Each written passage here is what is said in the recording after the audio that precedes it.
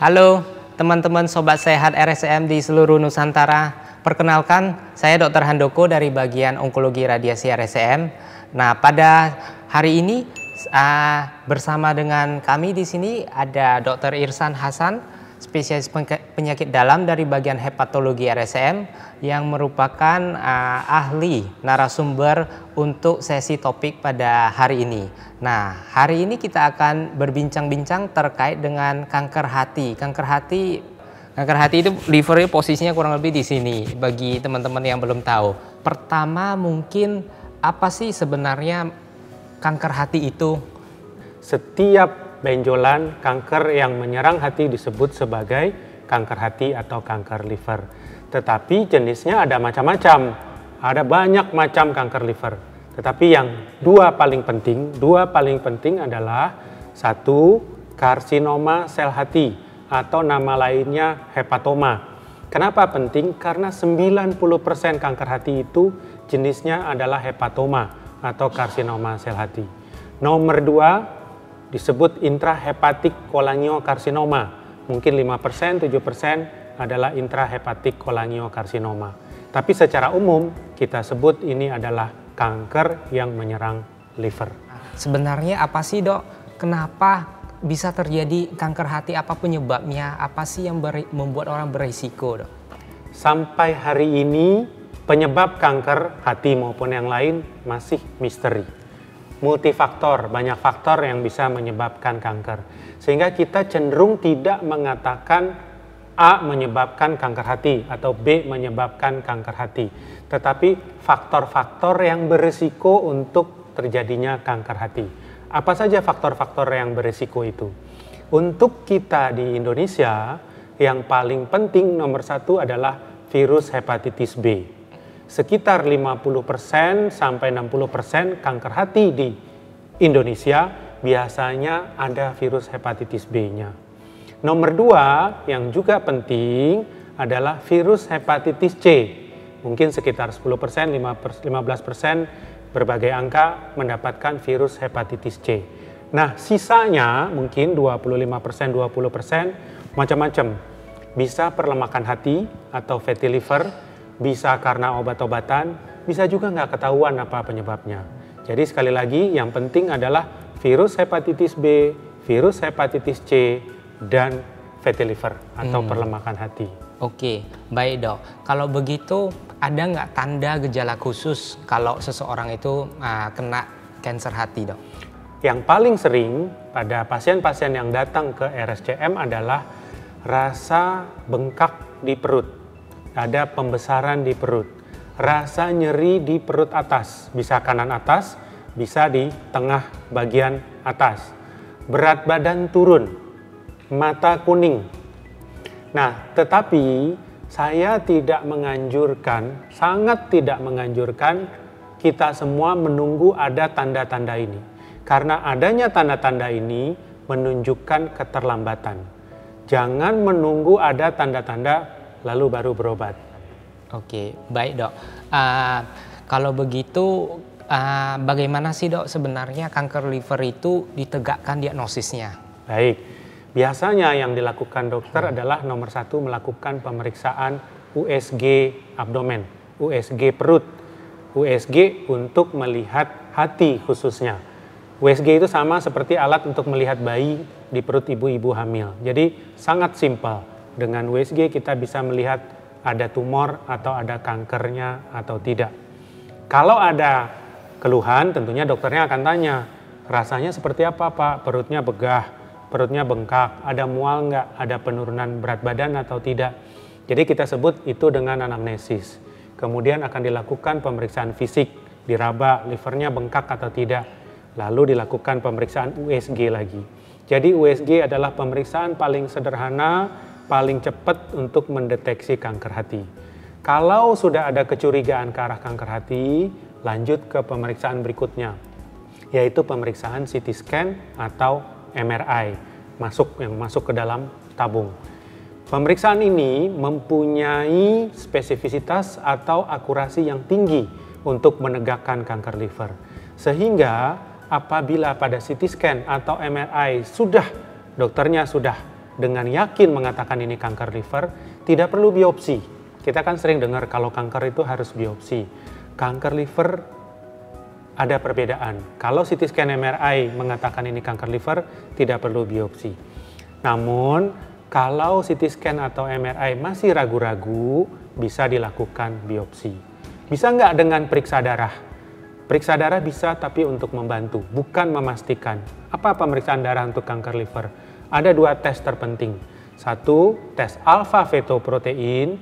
Kedua adalah tes PIVK2, protein induced by vitamin K absence.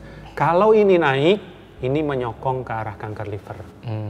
Bagaimana kita bisa mencegah, Dok, supaya nggak terjadi kanker liver? Baik. Nah, yang paling penting nomor 1 adalah mengidentifikasi. Kita punya faktor resiko tadi nggak? Faktor yang mempertinggi kemungkinan untuk terjadinya kanker liver. Karena faktor resiko nomor 1 sebetulnya adalah genetik. Dan genetik ini sudah kita dapatkan atau kita miliki dari orang tua kita. Kita tidak bisa menghindar nggak punya genetik kanker liver.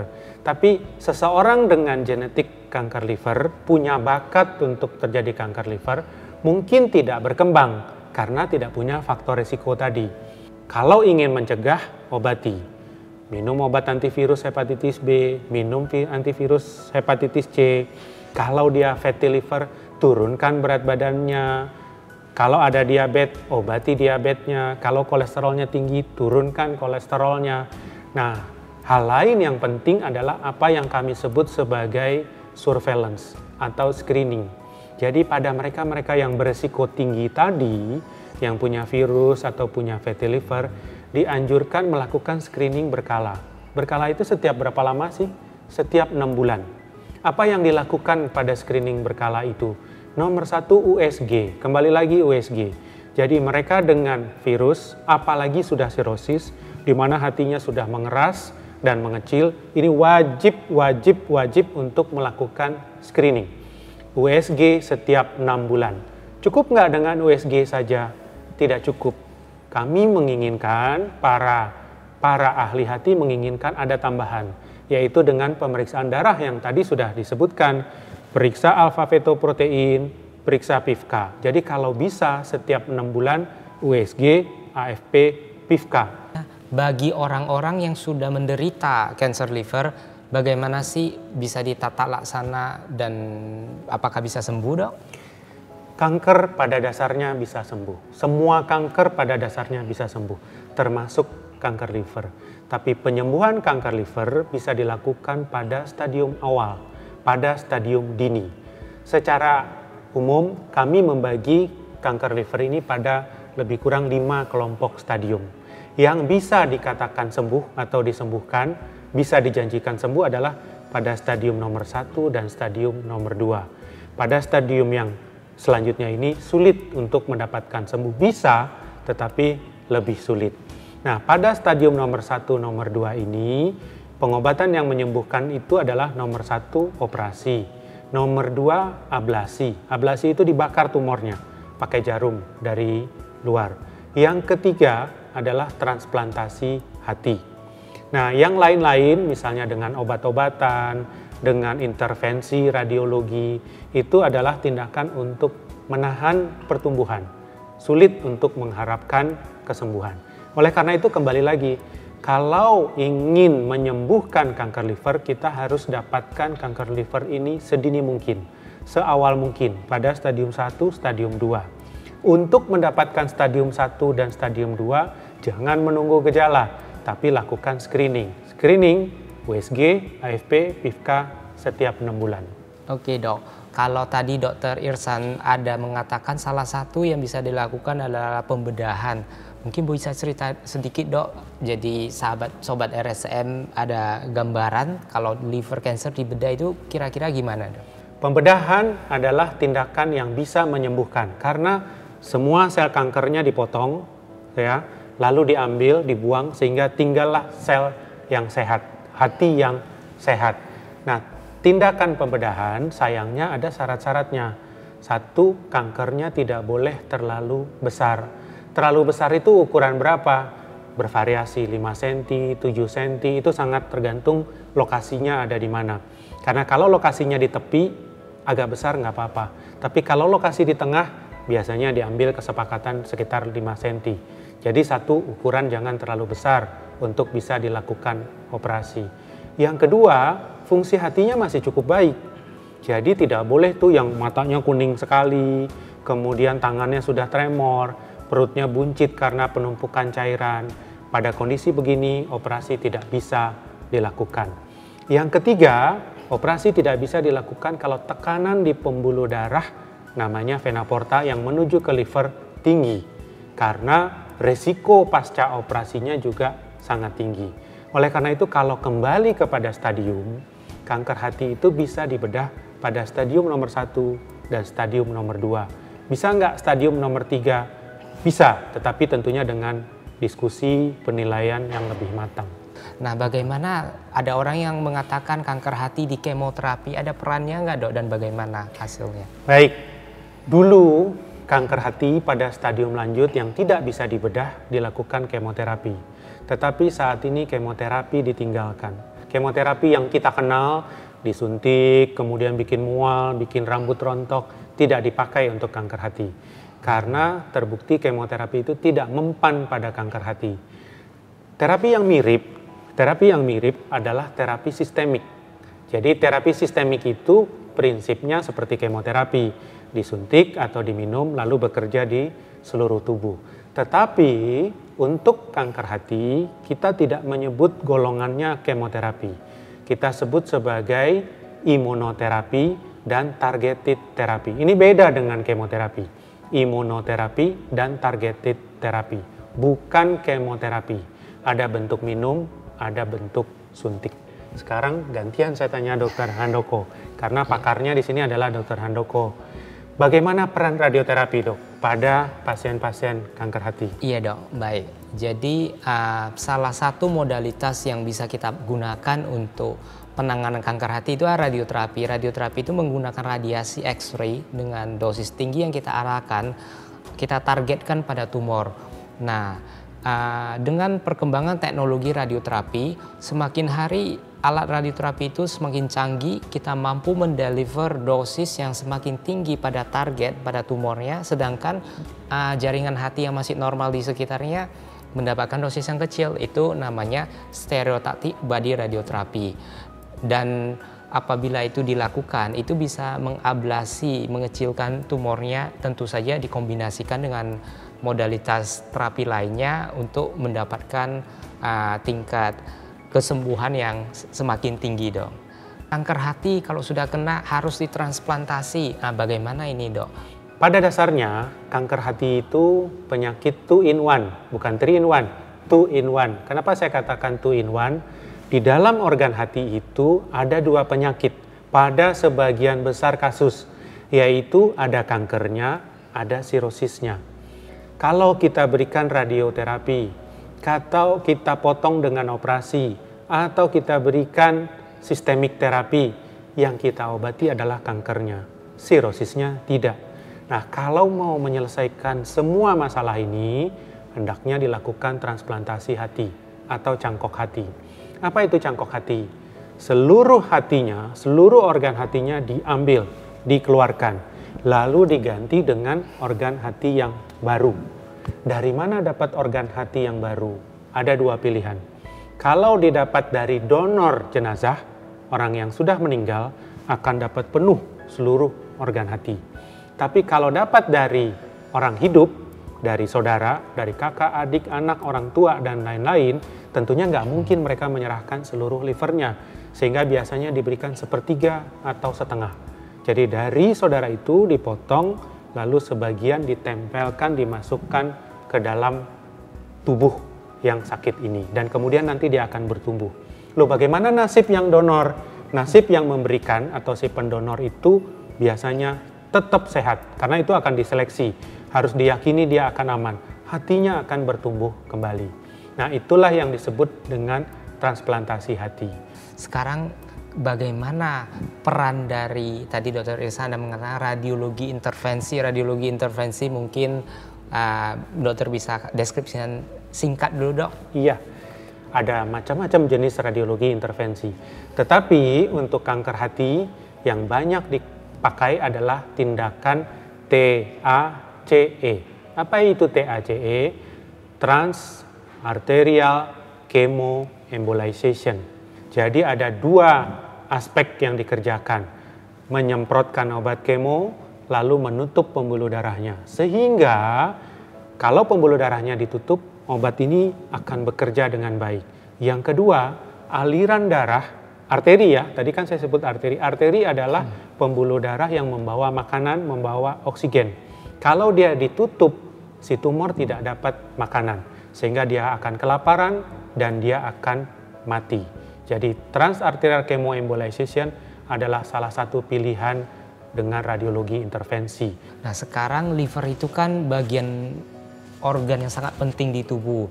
Nah, bagi orang-orang yang menderita kanker liver, gimana dok? Ada gizi tertentu nggak, makanan yang boleh dan tidak boleh?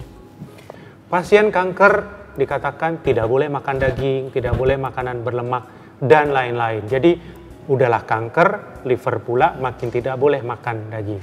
Ini saya katakan sebagai mitos. Karena faktanya, pasien dengan kanker liver tidak ada larangan untuk makan daging, santan, minyak, gorengan, dan lain-lain. Ini silahkan dimakan. Tidak ada bukti yang menunjukkan bahwa mereka dengan kanker liver lalu makan makanan bersantan, lalu kankernya menjadi membesar dengan cepat. Jadi pada dasarnya tidak ada makanan spesifik yang tidak boleh. Tetapi yang lebih dianjurkan adalah memperbanyak sayur dan buah. Hal lain yang mungkin diperhatikan khusus karena ada sirosisnya tadi, satu, kalau memang sedang terjadi penumpukan cairan di tubuh, kami akan menganjurkan mengurangi garam, mengurangi asin. Karena garam akan membuat cairan itu makin menumpuk, sulit keluar. Tapi kalau tidak ada cairan, silakan makan makanan garam atau asin. Yang kedua, yang spesifik untuk liver, kami sangat menganjurkan apa yang disebut sebagai late evening snack. Karena mereka dengan penyakit liver, kalau dia tidak makan dalam waktu panjang, itu seperti mempuasakan orang normal 3 kali lipat. Jadi kalau dia tidak makan dari jam 7 malam sampai jam 7 pagi, 12 jam, itu sama dengan kita puasa 36 jam. Karena itu sangat dianjurkan ada ngemil malam hari. Terserah, jam 11, jam 12, jam 1, pada saat ke WC atau pada saat terbangun. Tapi yang penting ada ngemil malam hari. Demikian. Oke dok. Nah, ada lagi yang mungkin menarik. Banyak di masyarakat suka bertanya, obat-obat alternatif, obat herbal boleh nggak dok dikonsumsi pada penderita kanker liver? Pertanyaan nomor 1, apakah ada obat herbal yang terbukti berpengaruh pada kanker, khususnya kanker liver? Ada. Contohnya kurkumin atau temulawak pada penelitian bisa menghambat pertumbuhan kanker. Tapi kebanyakan penelitian itu dilakukan pada level laboratorium, pada tikus. Belum ada bukti pada manusia. Dan pada prakteknya, belum ada obat herbal yang benar-benar terbukti bisa menghentikan atau menyembuhkan kanker. Oleh karena itu, saya ingin katakan bahwa obat utama untuk kanker adalah tadi, transplantasi, operasi, ablasi, radioterapi, radiologi intervensi, dan lain-lain. Silahkan menggunakan obat herbal, tapi sifatnya sebagai suplemen. Jangan dibalik, ini jadi terapi utama.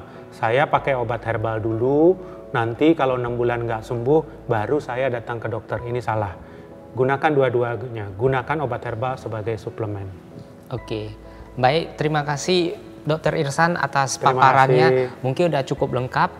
Sobat Sehat RSCM, demikianlah sesi kanker hati bersama Dr. Irsan pada hari ini. Sobat Sehat RSCM, menolong memberikan yang terbaik.